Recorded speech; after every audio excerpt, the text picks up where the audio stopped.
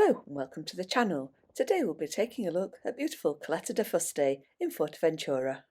We'll take a trip on the glass-bottom boat, have a bite to eat and have a walk around the marina. We'll take a look at the beach, the shopping, the fantastic mini-golf, historic structures and an hour's walk or short bus ride away to salt flats at Salinas del Carman. Caleta is a family-friendly resort just 5 miles south of the airport. The bay has calm, shallow waters and a wide, soft, sandy beach. Here we are, walking over to the marina. You can see how big the bay is. It takes 30 minutes to walk around the bay from here to the terracotta building opposite, which is the Sheraton Hotel.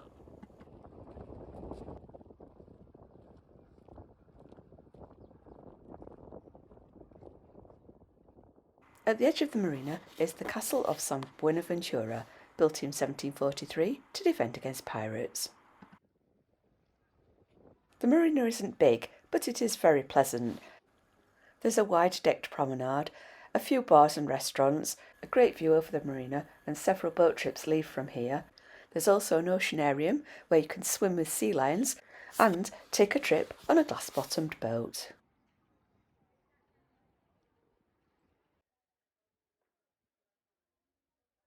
You don't even have to take a boat out to see fish. Look at these huge things right at the shoreline. Here is the Sealion Enclosure, and here is the view along the marina.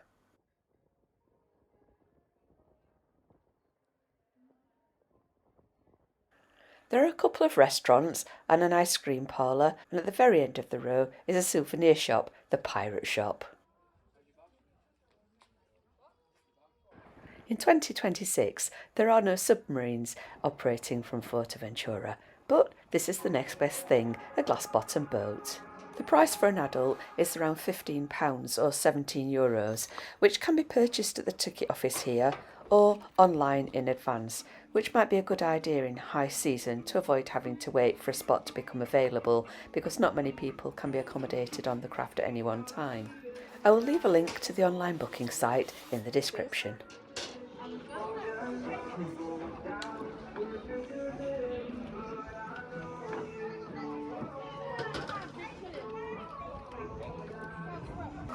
You can go, guys.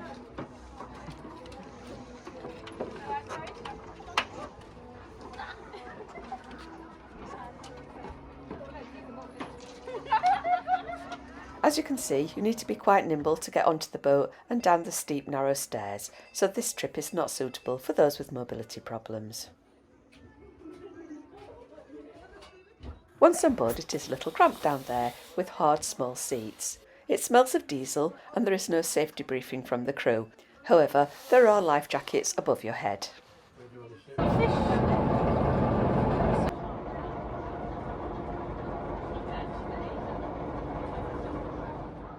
The trip takes about half an hour in the shallows of the bay. There were quite a few fish, but not very many varieties, and we did see one manta ray. If anyone knows which kind of fish these are, please let me know in the comments. It was quite magical. We quite enjoyed it.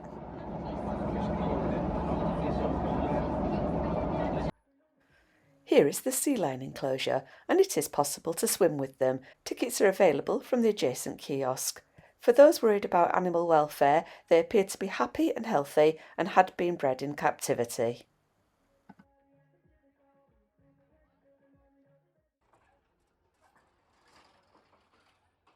After our boat trip, we decided to have a bite to eat at the adjacent restaurant, the Show Factory.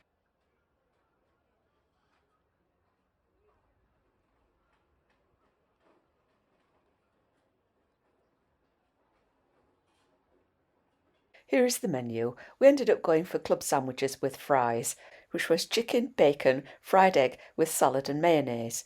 I really wish I could get a cold sandwich abroad, but that never seems to be an option. We opted to sit outside, but there is seating indoors in the large air-conditioned sports bar. The entrance to the toilets is in the far right. Let's take a look.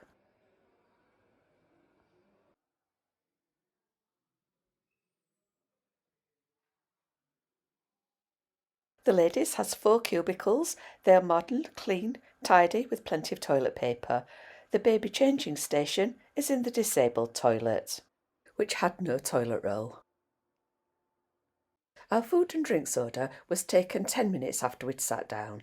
The food took 20 minutes to arrive, but by then our drinks still hadn't arrived. The waiter advised us that the drinks were on the way. Our club sandwiches were hot, delicious and a decent portion.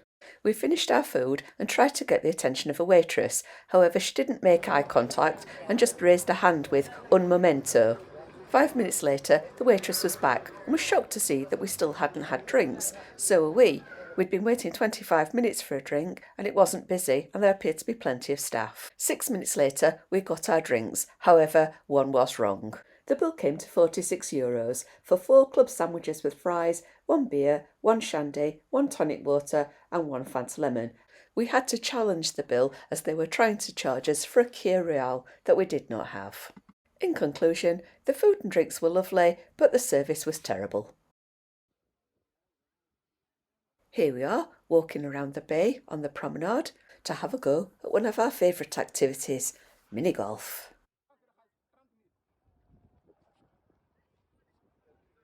Here is the course on our right, just next to the promenade, overlooking the beach. The course belongs to the adjacent hotel, but anyone can play. We paid just €7.50 each to play 2 18-hole courses, one easy course and one a little more difficult.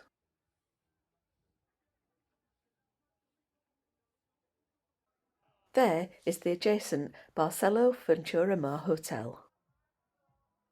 The course is set within immaculate gardens on lovely smooth astroturf.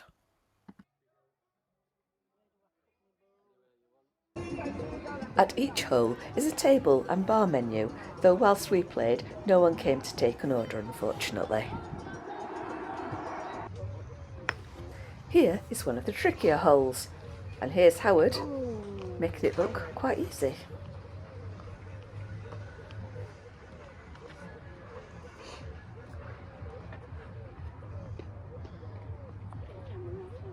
Well done. Here is the distinctive windmill in the corner of the course. It really is very pretty. Here is the view across the bay and the beach where the nearest public toilets are. This is me, and this is an absolute fluke. This really is a lovely course, and with a few more benches and some shading, it really would be perfect. The 2 18-hole courses took us just over 2 hours to play. We really are that bad, but we really enjoyed ourselves and can thoroughly recommend it.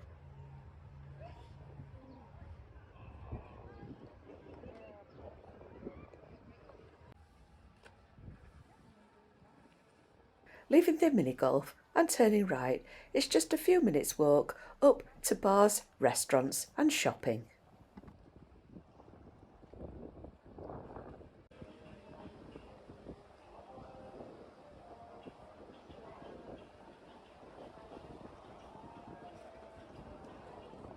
There are a few shops that mainly sell souvenirs, jewellery and clothing. I can really recommend this little shop, Christina Moda. Lovely clothing at reasonable prices with very nice staff. I bought myself a beautiful dress in stretchy cotton for only €28.50, which comes in at around £25, very reasonable. Tucked away in a side road is a decent sized supermarket.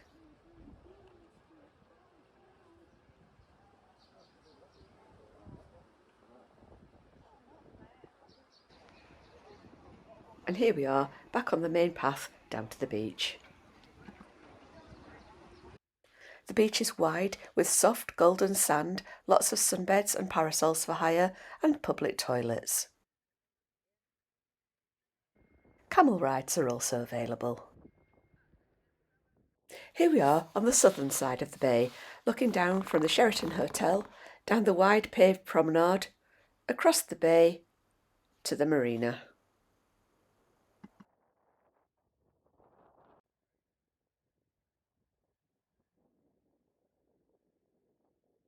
At the southern end of the beach is something you don't see every day, a World War II machine gun pillbox, built by the Spanish to defend against an Allied invasion that never came. As Caleta is 5 miles south of the airport, it's on the flight path. It's quite nice to see the aircraft going over. From the bunker, a 10-minute walk south down the promenade brings you to this little jetty, at the end of which is the restaurant and bar Beach Club Chiringuito La Isla. Here's a lovely quiet beach. Again, lots of sunbeds and parasols for hire. Here is the Elba Sara Hotel, the Atlantico Shopping Centre, the Elba Carlotta Hotel and the Sheraton Hotel. It's a pleasant walk along the jetty. Watch out for the red crabs. We didn't go to the bar, but it does get a 4.2 out of 5 from Google reviews. From the jetty, it's just a few minutes walk south on the promenade to a late 19th century lime kiln. The lime kiln is freely accessible. The climb to the top is via a steep set of steps. The handrail is not the best, but the view from the top is worth it. From the top, you can see down towards the marina at Caleta, the long sandy beaches, the Sheraton Hotel, the Elba Carlotta Hotel, the Atlantico Shopping Centre, and the Elba Sara Golf and Beach Resort. And a 30-minute walk down to the south are the salt flats at Salinas del Carman. Just along from the lime kilns is this quiet little spot, a little stream absolutely teeming with fish. Big ones in the middle, little tiny fry in the shallows, which was a dangerous place to be, as there were birds fishing there, egrets I think.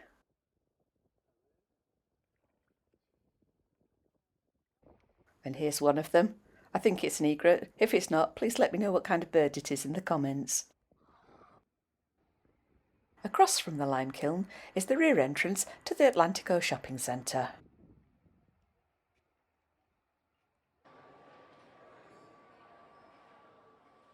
This is the rear entrance to the shopping centre on the lower ground floor, where there are a few eateries and a child's play area.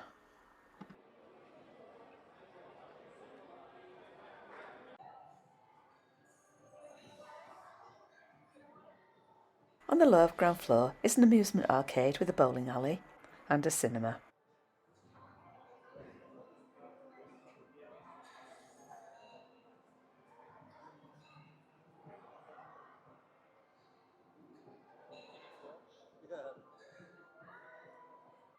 At the bottom of the escalators on the right are the free public toilets and the entrance to the car park.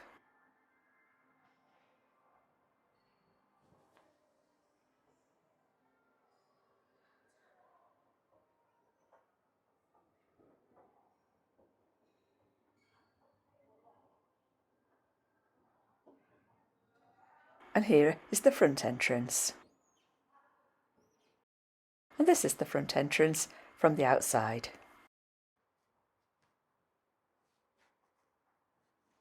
Inside is lovely and cool, so an ideal place to visit, whether it's raining or blisteringly hot. This little shop looks like an independent and is one of the more interesting in the centre. There's pottery and little toys knitted and made of wood.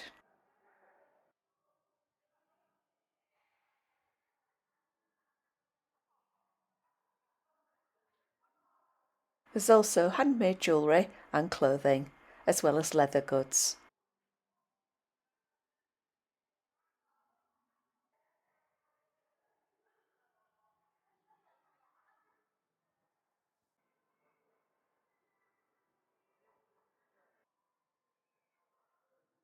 There are lots of clothes shops, ranging from affordable to quite expensive designer brands.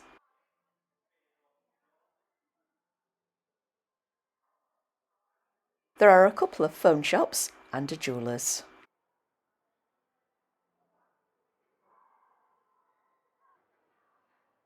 Most useful of all is a spa supermarket.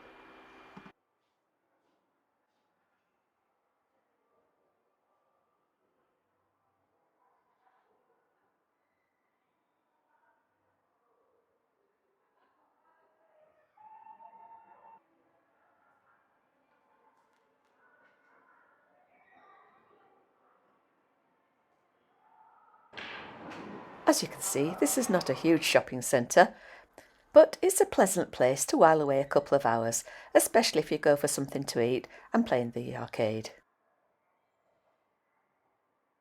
The Salinas del Carman Salt Flats and Salt Museum is just south of Caleta.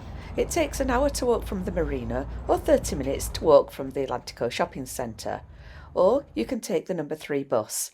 We got the bus from just outside McDonald's, which is across from the Atlantico shopping centre. It took 3 minutes and cost €1.40 per person. Here is the museum entrance and a look at the dirt track next to the sea, along which you can walk for 30 minutes from the Lime Kilns and the Atlantico shopping centre to get to the museum. The museum is open daily and is housed in a modern building.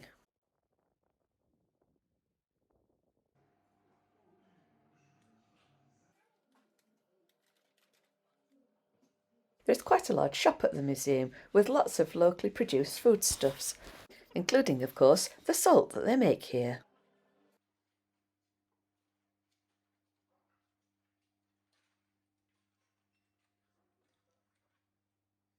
Here is the salt that they make. We had to have a bag of that. There is also an extensive range of toiletries and souvenirs.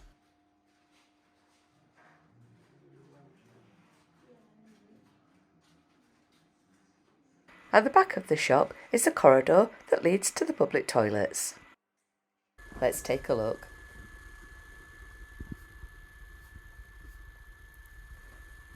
The toilets are modern and clean. There was hand soap and lots of loo roll. From the shop is the entrance to the museum. The first room is dedicated to the history of salt making in the Canary Islands.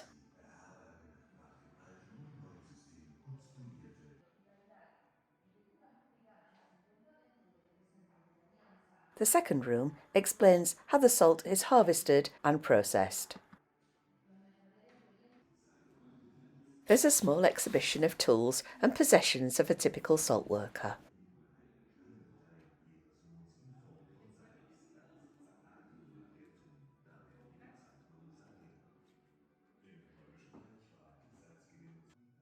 After the museum, we headed outside to see the salt flats. Here's the channel that funnels the sea spray into the collecting pools. Apparently sea spray makes better salt.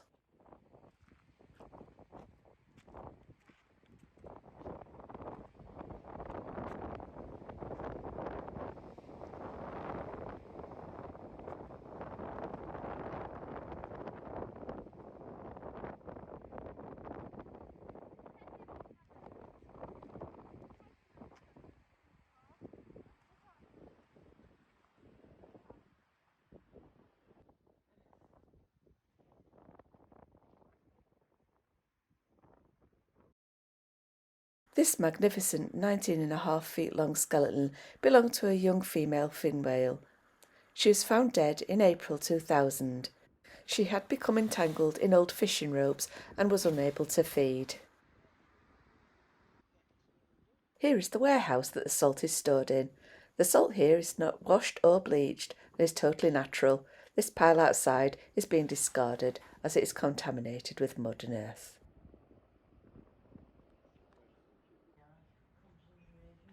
After our walk around, we were quite thirsty, so we went to the little bar on site. It's basic and small, but it's charming and the drinks were reasonably priced. The price of an adult's ticket is €6, but there are discounted combined tickets available online if you wish to visit the grain, cheese and salt museums. I will leave a link in the description.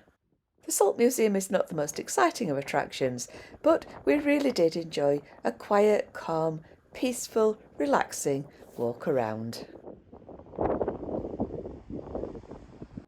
Caleta is not a big resort, but it is a lovely one and a wonderful place to spend your holiday. If you found this video helpful, please like and subscribe, and I'll see you next time.